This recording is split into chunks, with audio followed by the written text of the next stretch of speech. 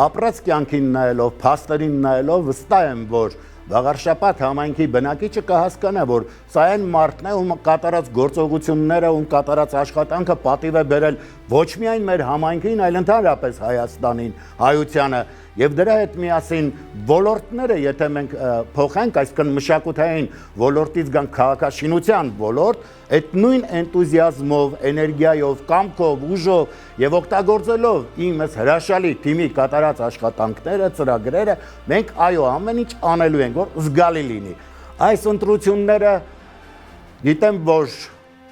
հերթական փորձություն է, բայց ինձ համար չի այդ փորձությունը։ Ես այս ընտրությունները հաղթել եմ։ Ես հաղթել եմ 3 առաջ օրը, այսօր ես վաղնել եմ հաղթելու։ Ես շատ ուզում եմ այդ հաղթանակի կողքը կանգնեն հայերը, իմ քաղաքի բնակիչները,